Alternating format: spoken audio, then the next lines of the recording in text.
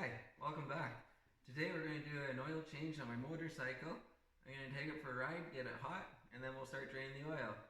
Don't forget to subscribe if you like what you see. Let's get started.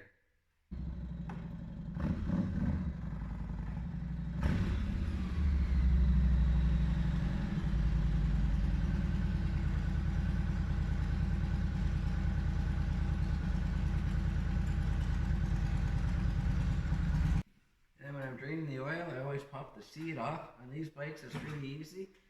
You just turn the key backwards and the seat pops straight off. And then that's where your battery and your dipstick is. So I just pull the dipstick out and just kind of set it there. This way it can breathe and won't have any type of airlock or anything when the oil is draining.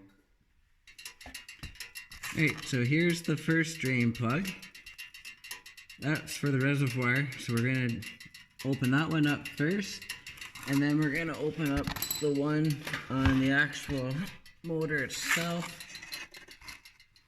which is right there on the left front of the motor.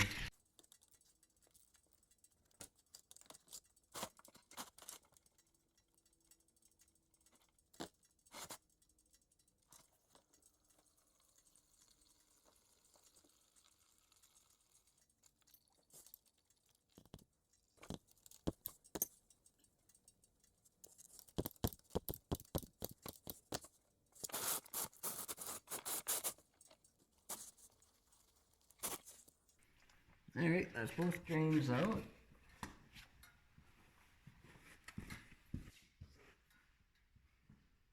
And then the last thing I do, I take off the old oil filter. Just use a rag so I can get a little better grip. And it's really hot because I always do my oil changes hot.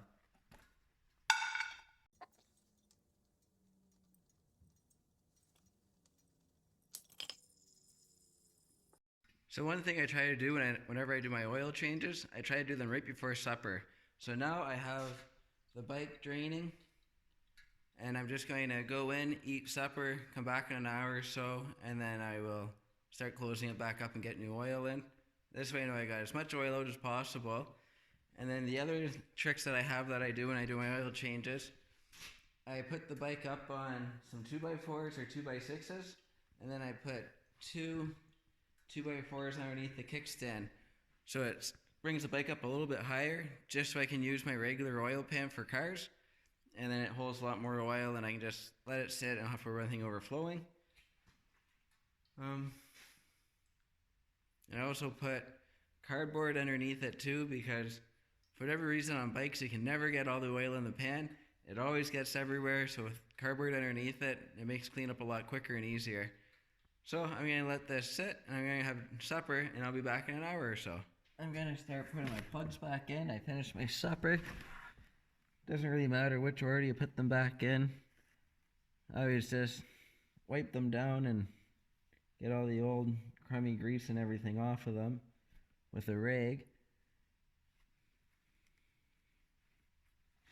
I always wipe the holes off too.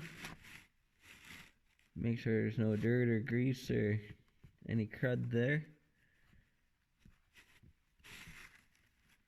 Looks good. I can put it back in.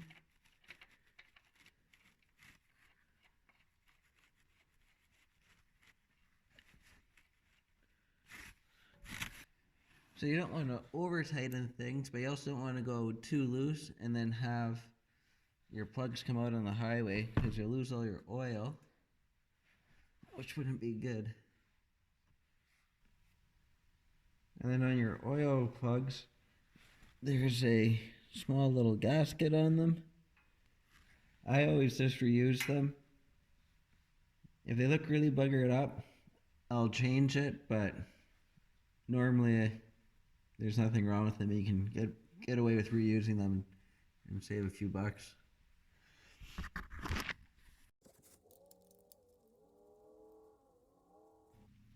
There's not enough room to get a ratchet with the socket on the front plug, because the plug is too close to the frame, so you always have to use a wrench.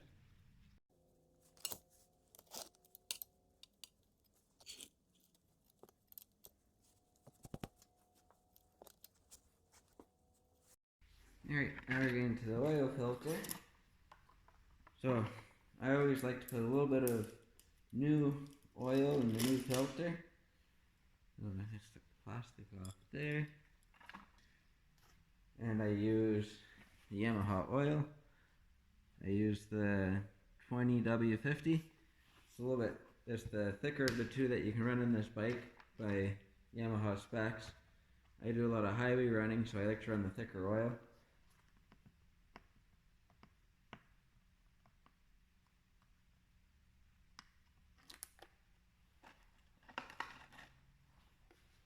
So I'll just go and fill it up a little bit.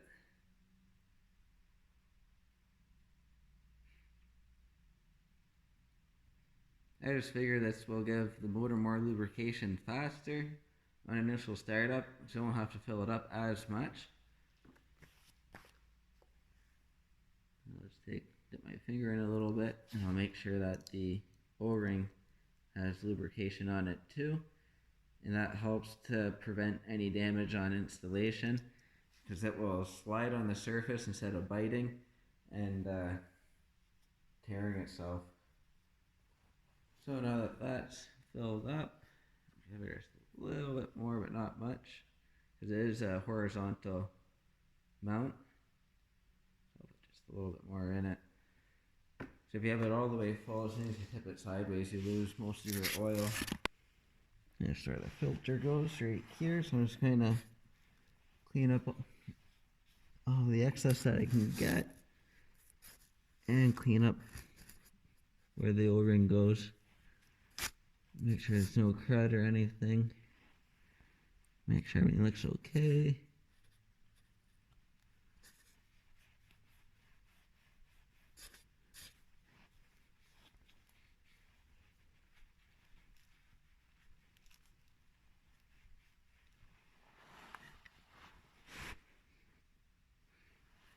Alright, looks good. Now, carefully slip the filter in.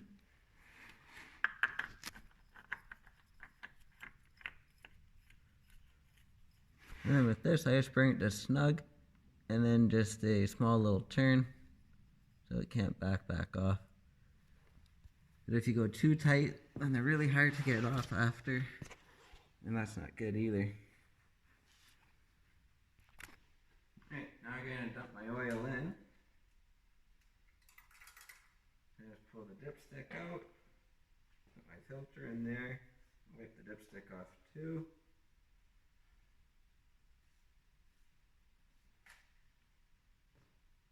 So these bikes are kind of funny when you do your oil changes. There's the oil in the tank, and then there's the oil in the reservoir or whatever. And you can get about 2.5 liters in, and then you have to start the bike up. And in the manual it says rev it a few times. I just do a light little rev, and it will suck the oil from the reservoir into the motor. And then you set the bike off and you put the rest of your oil in. So it's kind of different.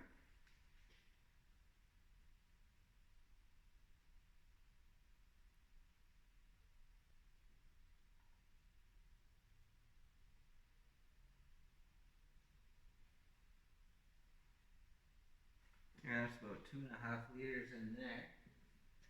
So now I'm going to start it up.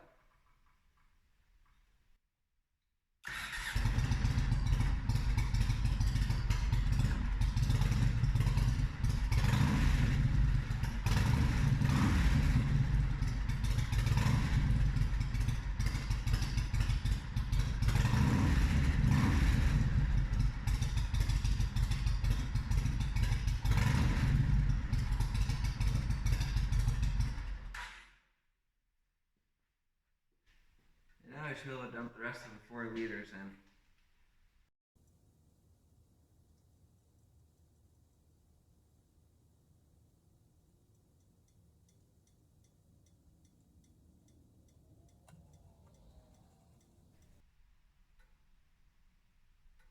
So I'm just going to let that sit for a few minutes and get as much out of that container as possible. While that's doing that,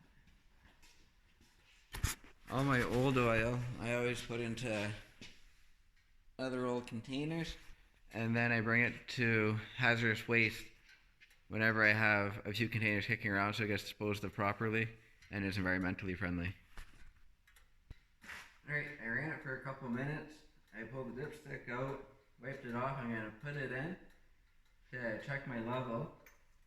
So you put it in, according to the manual, you just slip it in and then set it there. You don't actually screw it in, and that will actually throw your reading off by the thickness of the thread, which is like half an inch, which is quite a bit. So you get it in, and then you hold the bike as level as possible. Now you can check it. So right now it's showing that I'm right about here, so I'm almost at the halfway point. So I'm going to leave it at that. I'm going to take it for a ride, because you're supposed to check these bikes with the oil hot. So I'm going to take it for a run, then I'll come back and I'll top it up the rest of the way to full. I have another container here. And I'm going to write down in my book that I did my oil change. That's in the back. And one other thing I would like to show you guys.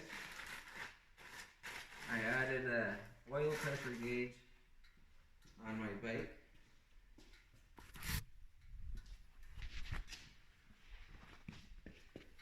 So I added a little gauge on the number 1 cylinder.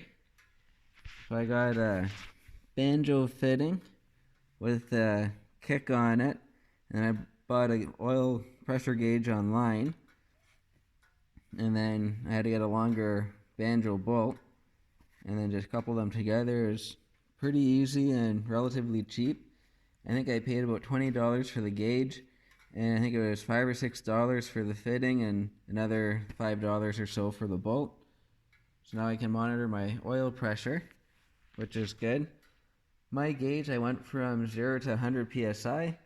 If I could do it again, I would have went 0 to 80 psi.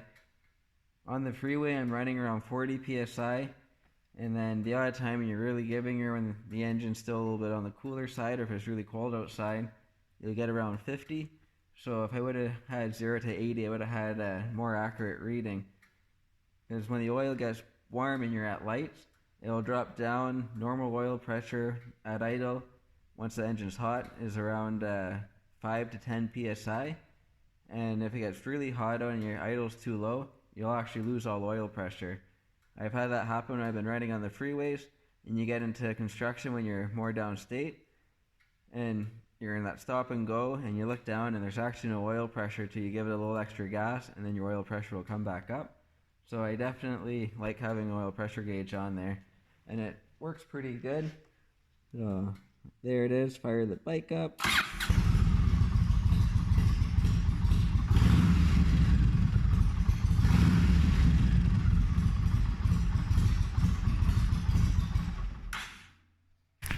So it's pretty easy when I'm riding. I can just look down and there's my oil pressure, which is pretty awesome.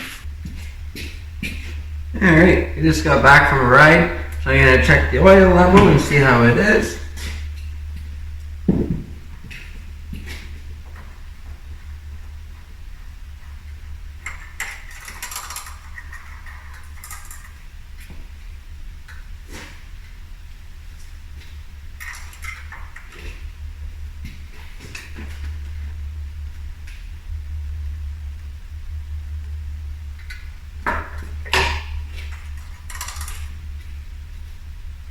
Oil level's right at the full mark, so I'm good. I don't have to add any to it, which is perfect.